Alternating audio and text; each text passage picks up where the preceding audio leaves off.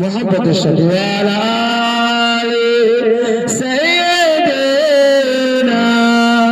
मौलाना मुहम्मद।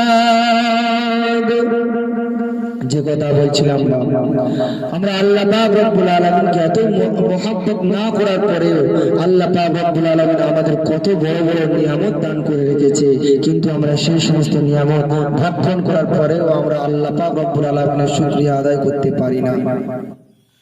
তবুও কিন্তু আল্লাহ পাক রব্বুল আলামিন আমাদের প্রতি নারাজ হয়ে যায় না গো, আমাদেরকে তবুও আমাদের সেই সমস্ত নিয়ামতগুলি ছিনিয়ে নেয় না। আল্লাহ পাক রব্বুল আলামিন আমাদেরকে কতই ভালোবাসে, কতই দয়া করে। দেখো বাবা,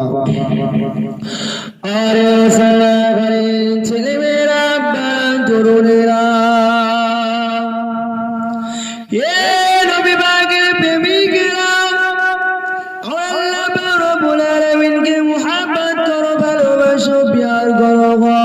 আল্লাহ পাক রব্বুল আলামিন আমাদেরকে না চাইতে দুটি হাত দিয়েছে, আল্লাহ পাক রব্বুল আলামিন আমাদেরকে না চাইতে দুটি পা দিয়েছে, আল্লাহ পাক রব্বুল আলামিন আমাদেরকে না চাইতে দুটি চোখ দান করেছে।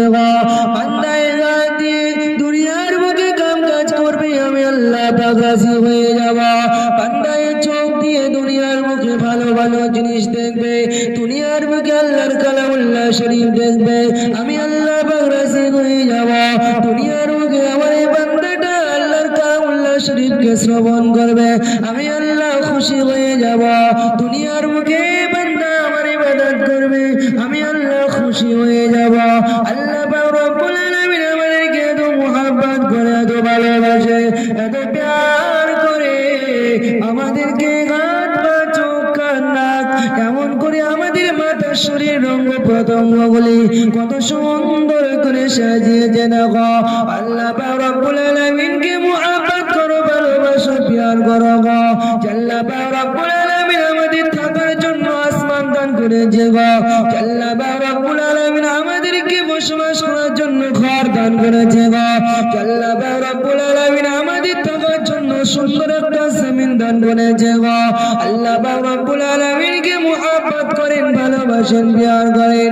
আল্লাহ পাক রব্বুল আলামিনের ভালোবাসাটা দুনিয়ার মুখে আখিরাতের মুখে নাজাতের জরিয়া হয়ে যাবে। জোরে বলেন না সুবহানাল্লাহ, নারায়ে তাকবীর, নারায়ে তাকবীর। আহা, আমার আল্লাহ পাক রব্বুল আলামিনের মহব্বতটা আমাদের জন্য কতটা জরুরি আমরা একবার যদি বুঝতাম, আল্লাহ পাকের দয়াটা আমাদের জন্য কতটা জরুরি, কতটা গুরুত্বপূর্ণ আমরা যদি একবার বুঝতাম, তোমার আল্লাহ পাক রব্বুল আলামিন আমাদেরকে সেই সমস্ত ভালোবাসাটাকে আমরা ঠিক একদিন না একদিন কাজে লাগাতে পারতাম।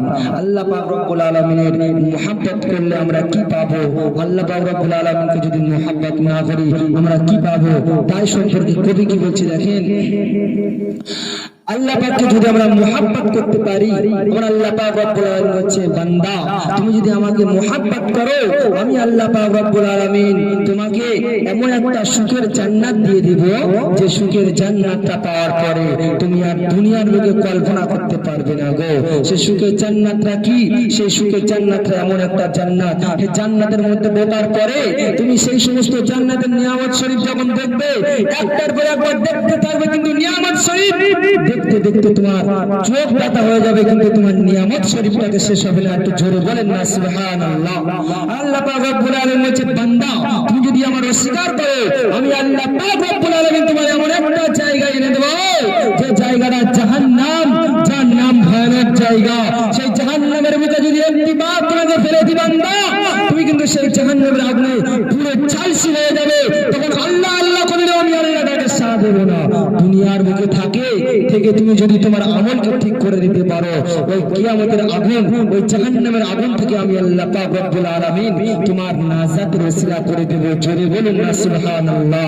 সেই সমস্ত আগুনটাকে আমি আল্লাহ পাক রব্বুল আলামিন প্রথমে 100 বছর পুড়িয়েছি, সেই আগুনের কালারটা হয়ে গিয়েছিল কালো, তারপরে আমি আল্লাহ পাক রব্বুল আলামিন সেই আগুনের আরো 100 বছর পুড়িয়েছি, আগুনের কালার হয়ে গিয়েছিল সাদা, আমি আল্লাহ পাক আরো 100 বছর পুড়িয়েছি, তারপরে সেই আগুনের কালার হয়ে গেছে লাল, এখনো ফের আগুনে আমি আগুনকে 100 বছর পুড়িয়েছি, সেই আগুনের কালার হয়ে গেছে কালো গভীরতা। সেই জাহান্নামের ভিতরে যদি আমাদের একবার ফেলে দেওয়া হয়, আমরা কি জাহান্নামের ভিতরে থাকতে পারবো বন্ধু?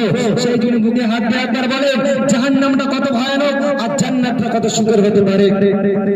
সেই জন্য করে আমরা আল্লাহ রাসূলের ইবাদত করি, আল্লাহ রাসূলের অনুসরণ করি, শরীক কাজকে আল্লাহ পাক রব্বুল আলামিন আমাদেরকে যদি দেখিয়ে দেয়, তো আমার আল্লাহ পাক রব্বুল আলামিন একদিন না একদিন আমাদের ঠিক নাজাতের ওসিলা করে দিবে। তো জোরে বলুন না সুবহানাল্লাহ। আসেন আমার নবী সাহেব কিছু আলোচনা করে নি, যে আলোচনার মধ্যে কেমন করে আমরা জান্নাত হাসিল করব, যে আলোচনার মধ্যে কেমন করে আমরা জাহান্নাম থেকে বেঁচে যাব। আল্লাহ পাক রব্বুল আলামিন বলে বান্দা আমি আল্লাহ পাক তোমার দুটি কান দান করেছি, ওই কান দিয়ে তুমি আল্লাহর কালামুল্লাহ শরীফ শ্রবণ করবে, আমি আল্লাহ তাদের সওয়াব দিয়ে দেব। ওই কান দিয়ে তুমি ওয়াজ নসিহত শ্রবণ করবে, আমি আল্লাহ তাদেরকে তোমার সওয়াব দিয়ে দেব। ওই কালামুল্লাহ শরীফ থেকে তুমি আল্লাহ রাসূলের কথা শ্রবণ করবে, আমি আল্লাহ সওয়াব দিয়ে দেব।